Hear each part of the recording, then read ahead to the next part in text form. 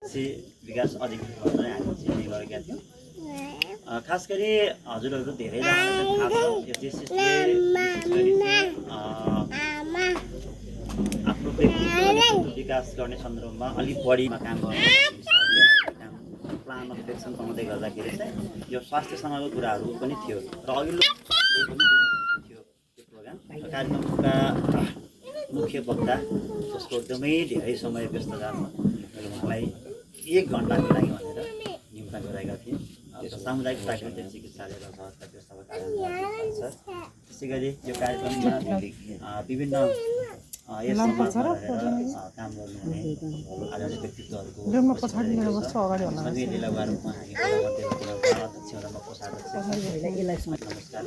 गर्न चाहन्छु। रेडी नै छ 18 वर्षदेखि 40 वर्षसम्मका मैले ट्राई गरेको थिएँ बोलौँ 18 देखि 40 वर्षसम्मका युवाहरूको क्षमता विकास गर्ने र त्यसै गरी उनीहरूको नेतृत्व र व्यक्तित्व विकास गर्ने एउटा युवाहरूको संस्था जसले चाहिँ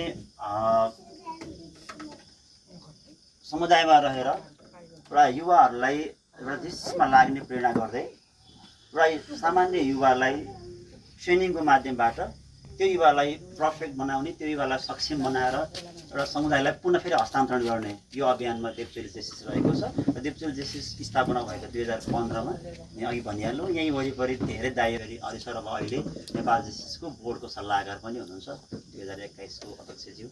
यसै गरी यसमा चाहिँ अब हाम्रो ट्रेनिङ कोअर्डिनेटर हामी सबैले चिनेको व्यक्ति हुनुहुन्छ अब मेरो उपाध्यक्षज्यू एउटा आइटीको सेक्टरमा काम गरिरहनु भएको छ। यसरी युवा साथीहरूलाई चाहिँ हामी जोड्ने काम गरिरहेका छौँ। यसमा अब आज हाम्रो चाहिँ सुरज विशेष कारणले आउनु पाउनु भएन, उहाँ बिमा क्षेत्रसँग सम्बन्धित रहेर काम गरिरहनु भएको छ र आज चाहिँ खास गरी यो जेसिसको धेरै कुराहरू गर्न अब अरू पटक पनि आउँला। अब आज चाहिँ हामी खास गरिकन हजुरहरूलाई यो मैले ब्यानरमा लेखेको कुराहरू छ यो स्वास्थ्यसँगका कुराहरू पछिल्लो समय हाम्रो खानपानले हाम्रो भान्सासँग चाहिँ रोग पनि निम्तिरहेको छ।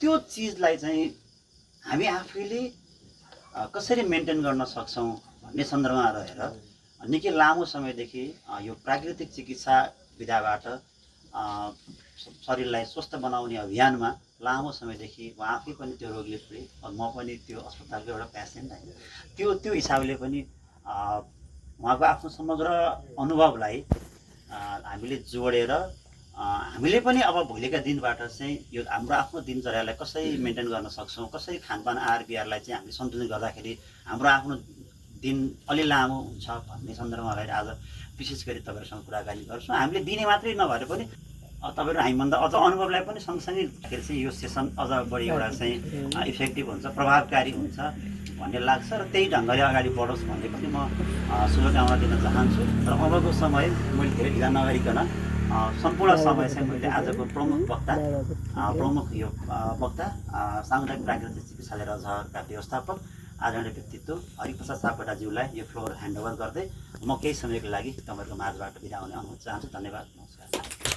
सबैजनालाई सर्वप्रथम त सन्ध्याकालीन नमस्ते। यो कार्य उद्घोषण आदरणीय नरेन्द्रज्यू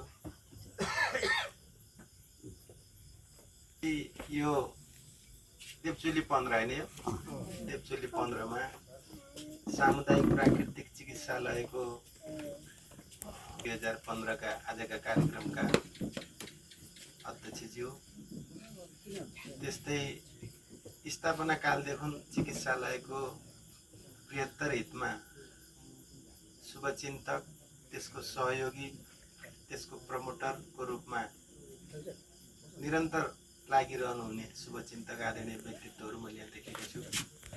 आदरणीय लीला दाई, बसन्तजी, त्यस्तै हाम्रो ढुन्डीजी लगायतलाई मैले सम्झन चाहन्छु। आज यो अवसर कस्तो रह्यो भने अहिले यतिखेर हाम्रो बजेटको बेलाले अलि व्यस्त हुने बेला, अलि व्यस्त हुनुपर्ने बेला बिहान मात्रै ढुन्डीजीले फोन गर्नु र यस्तो कार्यक्रम राख्नु पर्यो भनेर अनुभव यहाँहरूलाई सुना जीवनलाई सरल स्वस्थ लान सक्नुहुन्छ। वास्तवमा म यो बोल्न होइन मलाई लेभलको क्षमता पनि भएको छैन, म चाहिँ नि भन्ने हुन्छ नि कामलाई मुख्य